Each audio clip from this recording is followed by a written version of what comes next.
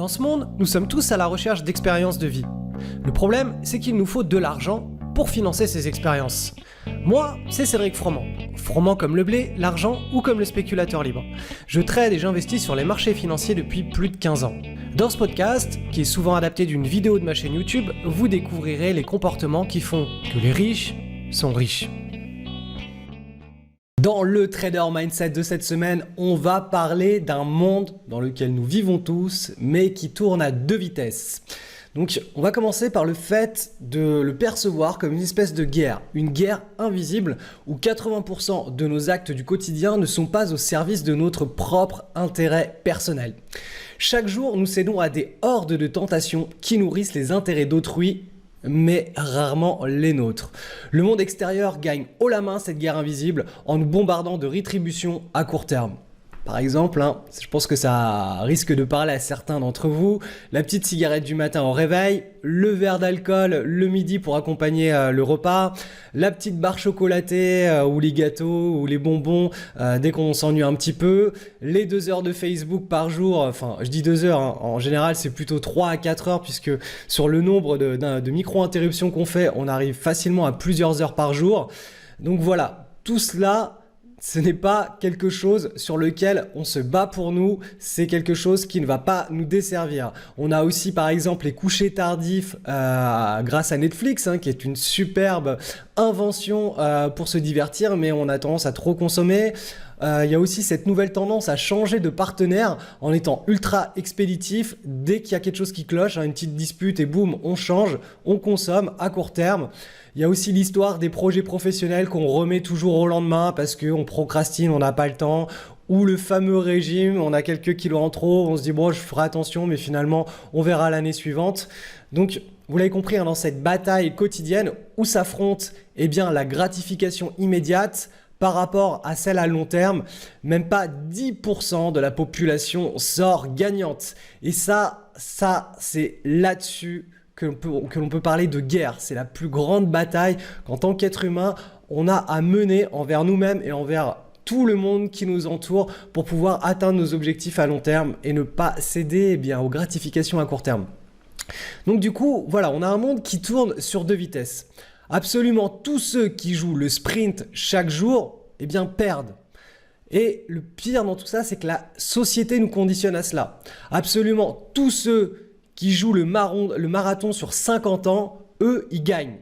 C'est le travail quotidien de son mindset et de sa discipline qui permet d'entrer dans ce nouveau paradoxe, dans ce paradoxe qui est la deuxième vitesse. La première est celle sur laquelle tout le monde est calé, c'est la matrice, et la deuxième vitesse, c'est ceux qui arrivent à sortir un petit peu de cette matrice et à construire leur monde dans ce monde-là. Donc, pour entrer dans ce deuxième paradoxe, dans ce paradigme qui est de construire un petit peu son monde. Ça va paraître paradoxal, j'arrête pas de dire paradoxe, mais tout s'accélère dans sa vie quand on arrête de sprinter. Tout s'accélère quand on arrête d'accélérer. Et ça, si vous prenez un petit peu du recul, souvent, je ne sais pas si vous l'avez constaté, mais quand on part en vacances et qu'on revient de vacances, on a l'esprit clair, on a de la motivation, on a de l'énergie. Et pourquoi ? Tout simplement parce qu'on a fait une pause, on a pris le temps pour soi de visualiser les choses, de prendre du recul, de se recentrer et on peut repartir beaucoup plus fort. Et le fait d'être tout le temps à fond en sprint tous les jours du matin au soir, ça nous enlève cette faculté. Si on est toujours calé sur la vitesse du sprint et on passe jamais sur des périodes où on se détend, où on est plutôt en mode marathon, on perd complètement sa clairvoyance. Donc l'idée, c'est que si on se sacrifie à court terme, en refusant cette rétribution à court terme, c'est parce qu'on décide de rétribuer plus fort notre nous du futur. Donc on se fait confiance à nous dans le futur. C'est vraiment quelque chose de contre-intuitif, puisque on est vraiment conditionné pour avoir des stimuli, des rétributions à court terme. Mais l'idée dans ce trader mindset, c'est justement de faire confiance à notre nous du futur pour ne pas céder à tous ces petits stimuli. Donc la clé pour ouvrir la porte de ce paradigme, c'est la discipline. Nous avons souvent tendance à croire qu'être discipliné revient à se couper des petites joies de la vie, et cela en occultant les immenses joies que cela délivre un peu plus tard. Donc ça, c'est ce qu'on me dit tout le temps. Quand je dis, voilà, j'ai mes routines, je mange comme ça le midi, 90% de l'année, le soir, ma petite routine de bourse, le matin, je travaille, l'après-midi, c'est le corps, etc. Et on me dit, mais en fait, Cédric, tu t'es créé ta propre prison, tu t'es mis trop de règles, alors qu'en réalité, c'est tout le contraire.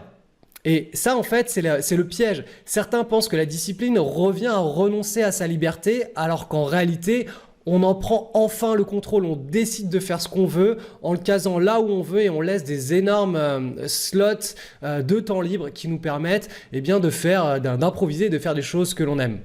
Donc la discipline, à mon sens, c'est vraiment la clé qui nous permet de dompter le monde. Lorsque nous avons la discipline pour nous alimenter sainement pendant 90% de ces repas, alors on accède à la possibilité de vivre plus longtemps, donc on gagne plus de temps, vivre sans assistance médicale, donc si on n'est plus assisté, ça veut dire aussi qu'on est plus libre, vivre sans culpabilité les 10% du temps, on se fait des repas de fête en mode no limits, et quand je dis 10% des repas restants, faut comprendre une chose, c'est que cela amplifie d'autant plus le plaisir et le souvenir du repas festif. Quand c'est 10% du temps, on les case pendant un restaurant entre amis, un mariage, un repas de fête. On associe vraiment ce bonheur de vraiment profiter d'une bonne nourriture dans un moment qui est vraiment particulier, et ça améliore d'autant plus notre expérience et notre souvenir. Alors que si on mange tout le temps n'importe quoi tous les jours, le jour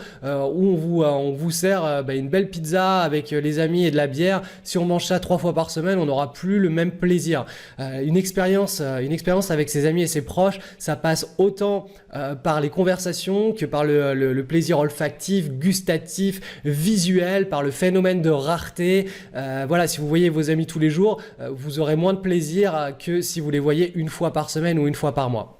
Donc se discipliner implique de se fixer un objectif, puis d'accroître ses connaissances, et enfin, donc des connaissances en rapport avec cet objectif, et enfin de s'observer évoluer ou stagner vis-à-vis de cet objectif. Donc on va se poser la question, est-ce que nos actes visent-ils à rétribuer à court terme notre personne ou à long terme ? Est-ce que l'on fait confiance à notre nous du futur, ou est-ce que l'on décide de perdre la guerre face au monde et de se rétribuer juste à court terme ? Eh bien, la discipline est donc directement liée à une notion de développement personnel qui elle-même donne un accès au temps, à l'argent, à la liberté et au bonheur. Vraiment, le développement personnel, pour moi, c'est une notion qui est directement liée à la discipline, et on l'avait déjà vu auparavant, à la décorporation, au fait de s'observer soi-même, interagir dans ce monde. La discipline est la plus grande preuve d'amour envers soi-même. Alors là, on entre vraiment dans quelque chose de très émotionnel. Je voudrais juste que vous écoutiez cette partie-là, parce que quand c'était Will Smith qui avait fait un discours dans ce sens-là, Love Yourself, His Self-Esteem, ou un truc comme ça. Bref, regardez sur internet Will Smith self-love, quelque chose comme ça, discipline self-love, et il parle de ce concept qui m'a bouleversé, parce qu'à chaque fois que je suis dans le cadre de ma routine, et si je veux m'en écarter un tout petit peu, je veux pas faire la séance de sport, je suis fatigué, je me lève pas, finalement j'ai pas envie de lire, je vais me poser la question que je vais vous présenter ici. Donc, nous venons de le voir, la discipline est le niveau de rigueur à vouloir s'améliorer. C'est donc aussi le niveau d'amour que l'on s'octroie. Apprendre à s'aimer est la première étape à franchir pour apprendre à aimer les autres avec authenticité et inconditionnalité. Il ne s'agit pas d'égoïsme, bien au contraire. On va prendre l'exemple du boulanger. Un bon boulanger, qu'est-ce qu'il va faire ? Il va travailler sans relâche pour améliorer sa recette de pain, de sa pâtisserie, de ce que vous voulez. Mais l'idée pour lui, c'est d'atteindre son plus haut niveau d'exigence gustative. Donc il va d'abord commencer par se faire plaisir à soi-même, et dès qu'il aura atteint son plus haut niveau de plaisir, c'est ensuite qu'il pourra régaler tous les gens de son village et améliorer leur repas, grâce à son travail qu'il a fait sur lui-même. Lorsque l'on maintient un haut niveau de discipline, on se fait donc un cadeau immense. Nous nous prouvons que nous nous aimons. Et cette forme d'amour de soi, elle est solaire, puisqu'elle est dotée d'un puissant rayonnement qui touche et qui inspire positivement tout notre entourage. Donc voilà, l'idée, c'est que quand vous êtes prêt à craquer, dites-vous simplement, est-ce que je m'aime suffisamment moi-même ou pas ? Et si vous vous dites non, je m'aime pas, c'est que vous allez craquer. Et si vous dites, ok, je m'aime suffisamment moi-même et je fais confiance en mon moi du futur, je vais lui offrir quelque chose de plus beau, eh bien vous allez vous cantonner à vos petites routines de discipline. Donc la discipline en bourse, qu'est-ce que ça représente ? Eh bien, avant toute chose, c'est le respect de soi, c'est de se respecter en tant qu'être humain. Lorsque l'on parle de trading, beaucoup se mettent à rêver d'avoir 10 écrans, il faut que toute la journée ils soient au taquet dessus, que ça clignote, ils s'imaginent qu'ils vont faire des trades gagnants sans arrêt, que ça va remplir très rapidement leur compte de bourse de zéro, mais la réalité derrière, elle n'est pas du tout ça. La réalité, c'est que rester derrière ces écrans, des écrans qui clignotent toute la journée, ça génère un niveau de stress qui est stratosphérique, littéralement. Le stress finit toujours par générer, à un moment ou à un autre, un pic émotionnel qui va pousser le trader à faire une grosse bêtise. Il a la tête dans le guidon et perd momentanément sa clairvoyance. Et voilà, l'homme n'est pas un robot, donc ça arrive systématiquement. Cette activité tourne aussi la plupart du temps à l'addiction qui elle-même coupe le trader de sa famille et de son entourage. Donc ça, c'est la réalité derrière le rêve d'être trader en bourse. C'est que on est tout de suite tenté par ce genre de choses, mais il y a un prix à payer qui est extrêmement lourd. Donc la discipline devrait toujours s'inscrire autour d'objectifs qui sont bienveillants et respectueux. Encore une fois, d'abord envers soi-même et ensuite par rayonnement envers les autres. L'approche de spéculation qui répond le mieux à ces critères, c'est à mon sens le swing trading sur les actions. Je vais vous expliquer pourquoi en 3 points. Le premier point, c'est que ça respecte le rythme biologique de l'homme. Nous suivons les marchés sur le rythme de l'homme, c'est-à-dire lorsque les marchés sont fermés, nous avons la nuit entière pour caler notre petite routine de travail dans ce slot de temps. Et cette routine, elle est non intrusive et respectueuse de la vie de chacun, et cela sur le long terme. Deuxième point, une non-exposition au pic émotionnel. Au plus on focalise d'attention sur un sujet et au plus on génère un lien affectif et d'émotion avec lui.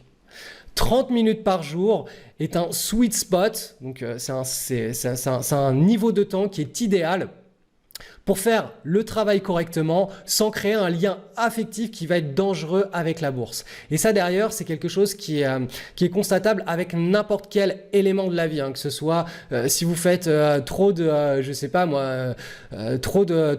tennis ou trop de surf ou trop de ce que vous voulez, vous allez créer un tel lien affectif que ça va devenir limite une addiction et ça va pas devenir quelque chose de très vertueux. Il faut vraiment, tout ce qui est en excès dans la vie, ce n'est pas une bonne chose.